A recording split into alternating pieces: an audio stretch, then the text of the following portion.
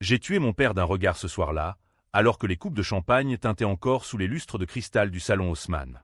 À la fête de mon père, ils ont annoncé que je devais céder ma maison de 720 000 €, sans prévenir, comme si ma vie n'était qu'un vulgaire contrat à résilier.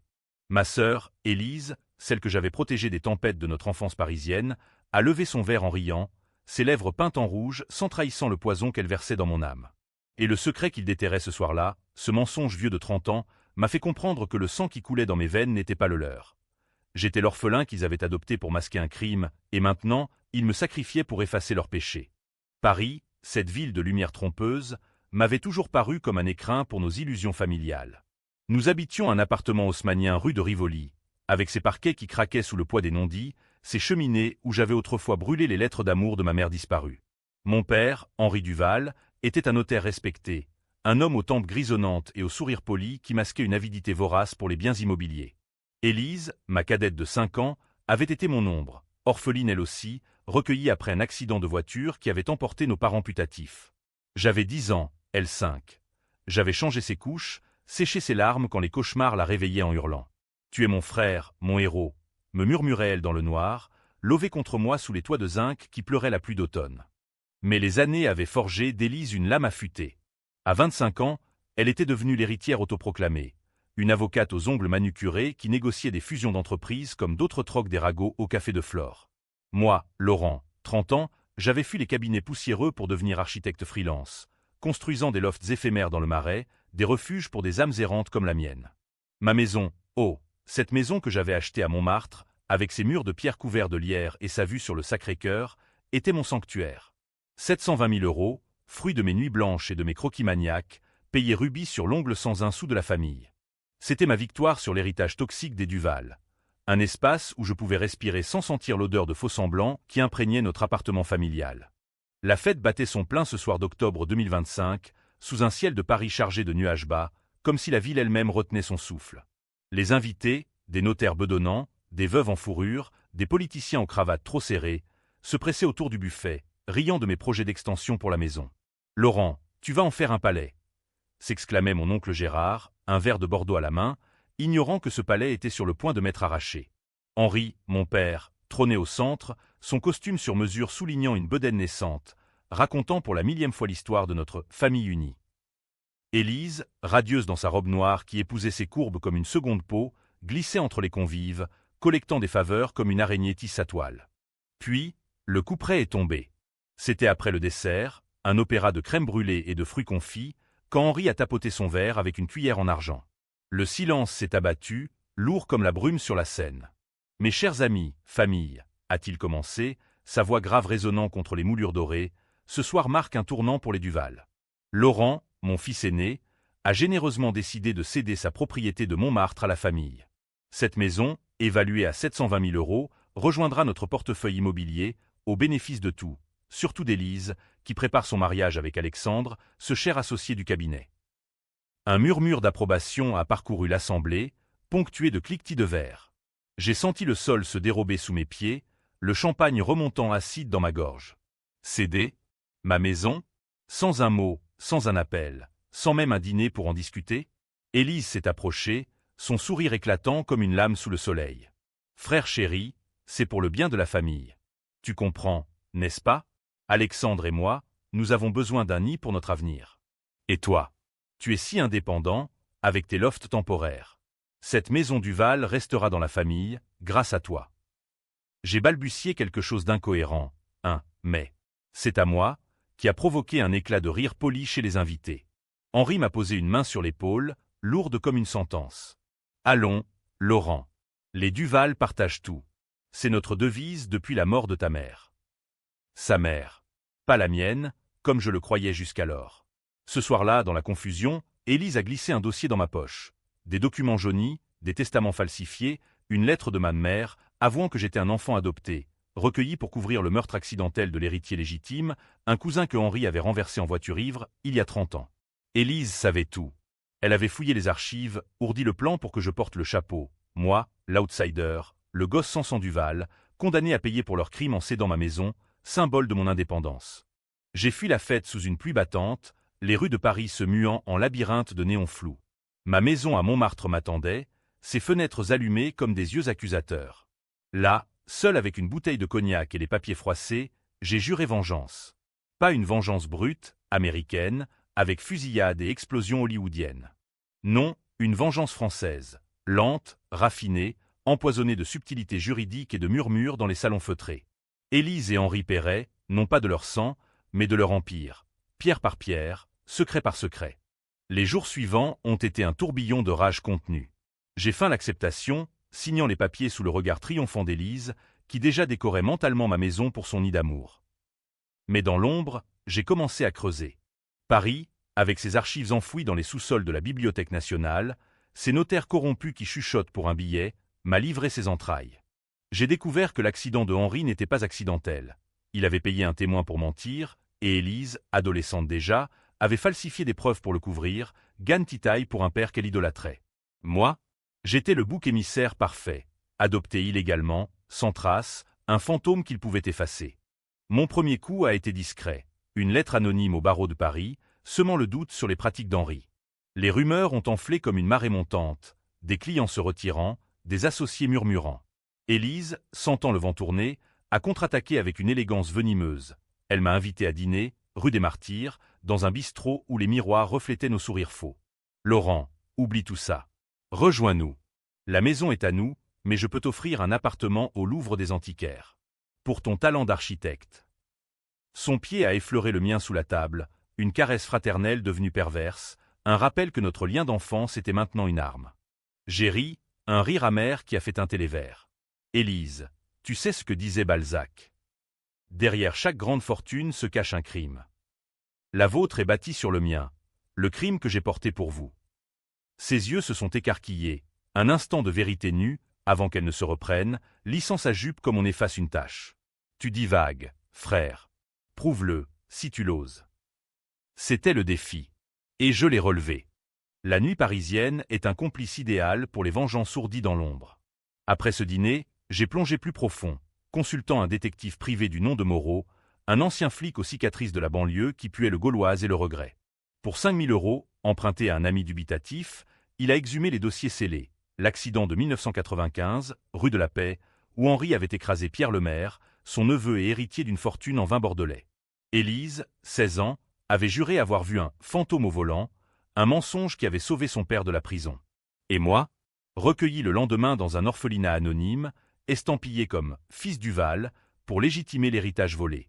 J'étais le sot sur leur crime, le gamin sans passé qui porterait le poids si la vérité éclatait. Moreau m'a tendu une enveloppe jaunie un soir pluvieux aux zincs du Procope. Monsieur Duval, ou devrais-je dire Laurent? C'est du lourd. Mais attention, Élise n'est pas une débutante. Elle a des connexions à Matignon, des amants dans la police. J'ai hoché la tête, avalant un café serré qui brûlait comme à haine. Le plan se dessinait. Pas un assaut frontal, mais une érosion, goutte à goutte, comme l'usure des falaises normandes par la Manche. D'abord, ruiner la réputation d'Henri. J'ai liqué des extraits des dossiers sur un forum obscur de juristes, le droit oublié, où les corbeaux du barreau se nourrissent de chair fraîche. Les postes anonymes ont proliféré, notaire Duval impliqué dans cover-up mortel. Bientôt, Le Monde a publié un article laconique, soupçon sur un accident fatal de 1995, citant des sources fiables. Henri Agnier, bien sûr, convoquant une conférence de presse dans son cabinet lambrissé, où les portraits d'ancêtres le toisaient d'un œil sévère. Calomnie. Ma famille est irréprochable. Mais Élise, sentant le filet se resserrer, a viré de bord avec une grâce féline. Elle m'a appelé à l'aube, sa voix suave filtrant à travers le vibreur. Laurent, père est effondré. Reviens. Nous avons besoin de toi pour contrer ces rumeurs absurdes. Besoin de moi? Le bouc émissaire pour témoigner de l'unité familiale? J'ai accepté, feignant la contrition, et suis retourné rue de Rivoli, où les domestiques polissaient l'argenterie comme si rien n'avait changé. Le dîner de réconciliation était un théâtre absurde. Henri, pâle sous ses rides, servant un coq au vin qui puait le mensonge. Élise, en tailleur pantalon Chanel, caressant mon bras d'un geste sororal trop intime. Raconte-nous tes projets, Laurent. Oublie cette maison ridicule. Montmartre est pour les artistes fauchés, pas pour les Duval. J'ai souri, dévidant un tissu de demi-vérité sur un nouveau loft aux Bastilles, tout en glissant une clé USB dans la poche d'Henri, des enregistrements de Moreau, capturés lors d'une confession piégée où le vieil homme admettait vaguement l'erreur de jeunesse. La graine était plantée. Mais Élise n'était pas dupe. Le lendemain, elle m'a confronté dans son ancienne maison de Montmartre, désormais réaménagée avec des rideaux en soie et des vases Ming volés à la collection familiale. Tu crois que je ne sais pas, Laurent? C'est Lix, c'est toi. Petit frère jaloux, qui veut sa part du gâteau. Elle s'est approchée, son parfum de jasmin envahissant l'air, ses doigts traçant une ligne sur ma poitrine. Mais on peut partager. Deviens mon allié. Père est fini. Ensemble, on prend tout. Son offre était tentante, un poison sucré, pouvoir, luxe et peut-être, dans l'ombre de sa chambre, un inceste consenti qui brouillait les lignes de notre passé. J'ai hésité, un instant, sentant la faille en moi. Cette dépendance d'enfance où elle était ma muse d'année. Pourtant, j'ai reculé. Élise, le gâteau est empoisonné. Et c'est moi qui ai versé l'arsenic. Elle a ri, un son cristallin qui masquait la fureur, et m'a chassé d'un geste. Mais en partant, j'ai vu ses mains trembler sur le dossier de la maison. Les notaires avaient gelé la transaction, attendant l'enquête sur les origines familiales. Mon deuxième coup, une demande officielle de filiation au tribunal de Paris, invoquant mon droit à la vérité. Les journaux People ont titré « Le mystère du Val ». Un fils adopté réclame son héritage. Élise a riposté par un scandale fabriqué. Une photo truquée de moi avec une prostituée du bois de Boulogne, diffusée sur Instagram, légendée « Le véritable visage de Laurent Duval ». Paris bruissait de ragots, les salons du 16e arrondissement se divisant en camps, les traditionalistes soutenant Henri, les progressistes flairant le scandale sexuel. La tension montait, UAM comme l'atmosphère avant un orage d'été sur la place Vendôme.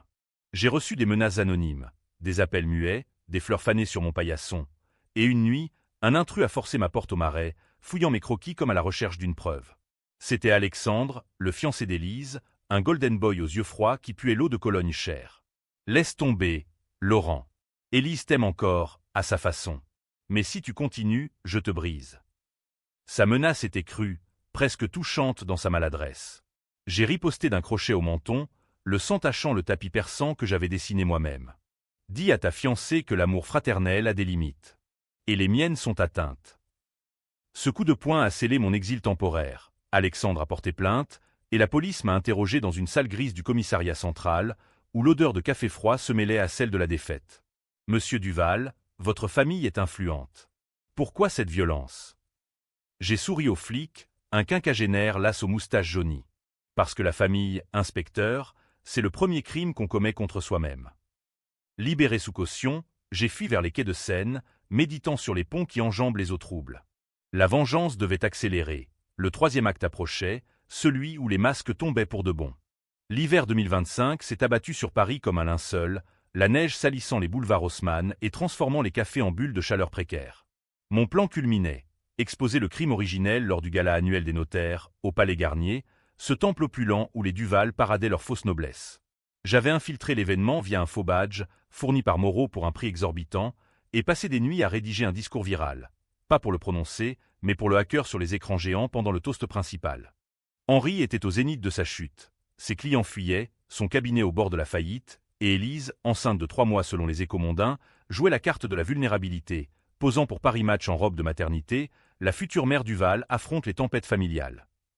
Le bébé, probablement d'Alexandre, mais qui sait avec ses appétits voraces, était son atout. L'opinion publique, cette putain versatile, penchait pour la pauvre sœur trahie par un frère instable. Mes nuits étaient hantées par des flashbacks. Élise enfant, pleurant dans mes bras après un cauchemar. Élise adulte, me baisant du regard lors de dîners tendus. Était-ce de l'amour tordu, ou juste la soif du pouvoir qui nous liait? La nuit du gala, l'air vibrait d'accords de violon, les lustres diffusant une lumière dorée sur les smokings et les robes lamées. J'ai glissé dans la foule, un fantôme en queue de pied emprunté, mon cœur battant au rythme du Carmen qui grondait en fond. Henri montait sur scène, palme et droit, levant son verre, à la justice, pilier de notre République. C'est alors que mes virus a frappé. Les écrans ont clignoté, projetant non pas des logos corporates, mais des scans de dossiers, une photo granuleuse de l'accident. La voiture encastrée, le corps de Pierre Lemaire méconnaissable, et la voix d'Henri, enregistrée, balbutiant, c'était un accident. Élise a vu, elle couvrira. Prenez l'enfant, il scellera tout. Un hoquet collectif a traversé la salle, suivi d'un silence de mort. Henri a blêmi, agrippant le micro comme un noyé sa planche. Fausse. Manipulation. Mais Élise, surgissant des coulisses, a vu le piège se refermer. Ses yeux ont croisé les miens dans la pénombre, un mélange de rage et de désir blessé. Elle a arraché le micro. « C'est Laurent. Mon frère. Il est fou. Il invente pour nous détruire. » La foule s'est divisée. Applaudissements pour la victime, murmures pour le traître. Alexandre a bondi sur scène, la protégeant d'un bras possessif, tandis que les flashs crépitaient comme des coups de feu. J'ai fui par les loges souterraines, l'adrénaline pulsant dans mes veines, mais Paris est une toile d'araignée. Des sirènes ont hurlé, et Moreau m'a appelé paniqué. Ils t'ont vu. Cache-toi. J'ai couru vers le métro, les tunnels fétides avalant ma silhouette, jusqu'à un squat au Belleville, où des artistes ratés m'ont hébergé pour une bouteille de rouge. Là, dans l'humidité des murs tagués, j'ai pleuré. Pas de peur, mais de libération. Le crime était exposé. Les Duval saignaient publiquement. Pourtant, Élise contre-attaqua avec une férocité qui força l'admiration. Le lendemain, une conférence de presse au cabinet.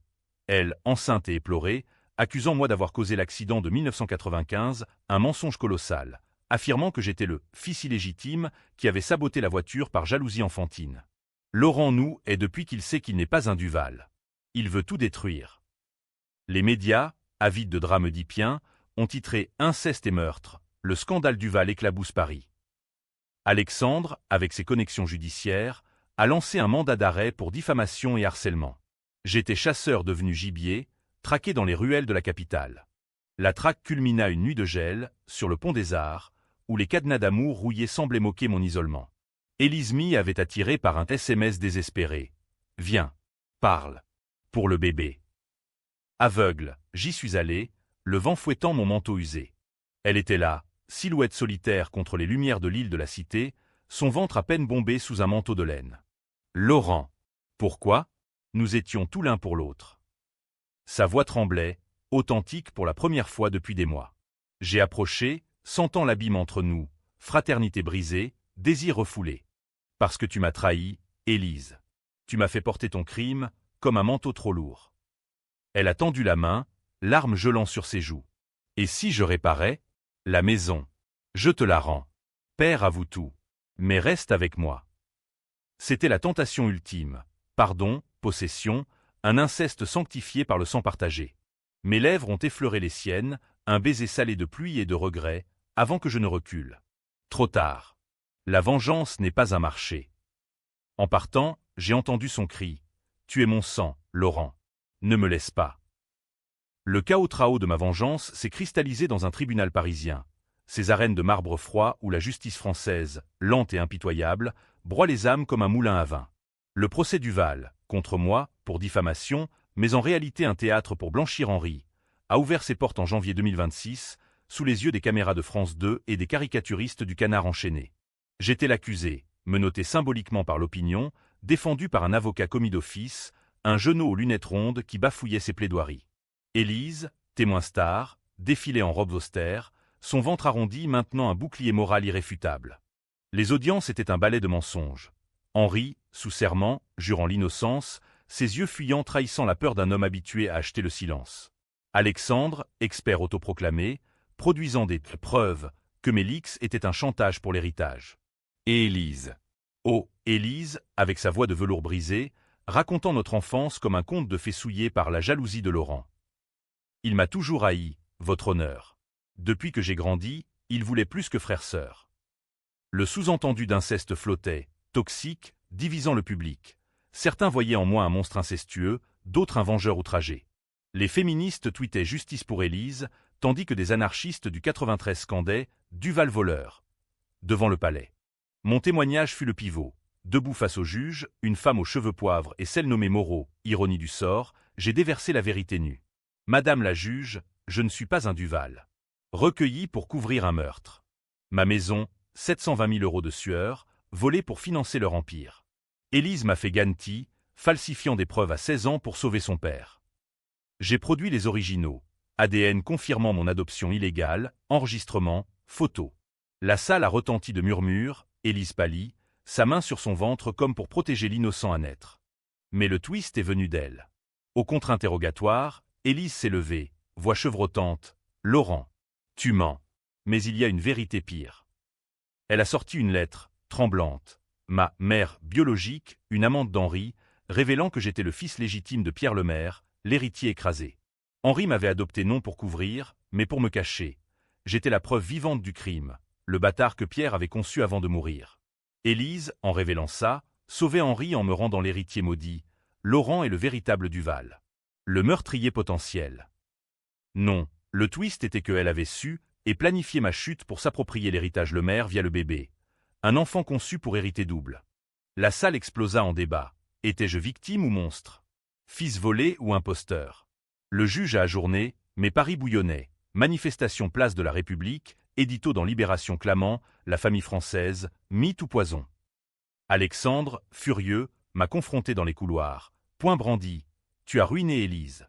Elle avortira si tu gagnes. Sa menace était le catalyseur. Cette nuit, j'ai infiltré leur appartement, versant un laxatif dans leur vin. Pas du poison, mais assez pour simuler une fausse couche, un avertissement. Élise a accouché prématurément le lendemain. Un scandale qui a tourné l'opinion. Prière pour Élise Tranding, tandis que je fuyais vers la Normandie, louant une masure face à la mer agitée. Là, dans le hurlement des mouettes, j'ai attendu le verdict. Acquittement pour moi, inculpation pour Henri et Élise pour fraude et faux témoignage. Mais la vengeance n'était pas complète. Le bébé, un garçon fragile, portait mon nom de famille. Un geste d'Élise, dernier coup tordu? Le printemps 2026 a fleuri sur les côtes normandes comme une moquerie, les haillons jaunes contrastant avec la grisaille de mon exil. Le procès s'est clos dans un murmure judiciaire. Henri, condamné à 5 ans avec sursis, vendait ses biens pour payer les victimes. Élise, radiée du barreau, s'était retranchée dans une clinique privée. Son fils, mon neveu ou demi-frère. Élevé par des nounous anonymes. Ma maison de Montmartre m'était restituée. Plus de 720 000 € regagnés, mais vidée de son âme. Les rideaux arrachés, les murs couverts de graffitis haineux par des fans d'Élise. Pourtant, la victoire était amère. UAM comme le cidre trop fort des vergers locaux. Paris m'appelait encore, tentaculaire, avec ses invitations à des dîners où l'on disséquait mon triomphe controversé.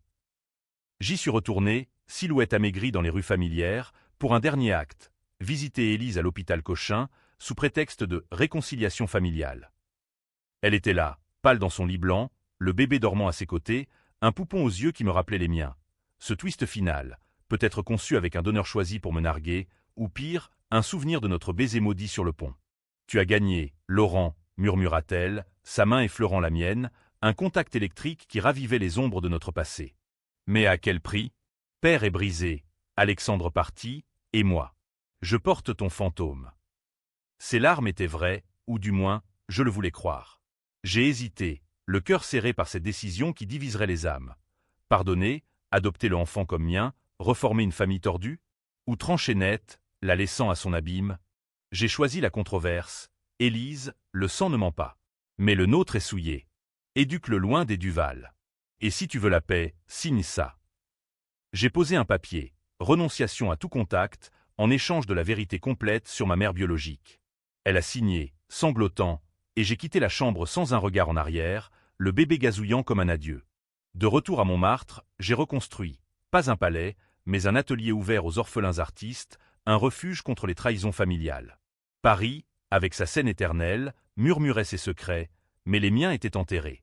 Était-ce une fin heureuse, cette solitude créative? Ou BKCH, un homme marqué par la vengeance, incapable d'aimer sans soupçon? Les lecteurs, vous, déciderez. Moi, Laurent, fils sans père, je vis dans l'ambiguïté française, entre lumière et ombre, crime et rédemption. Fin.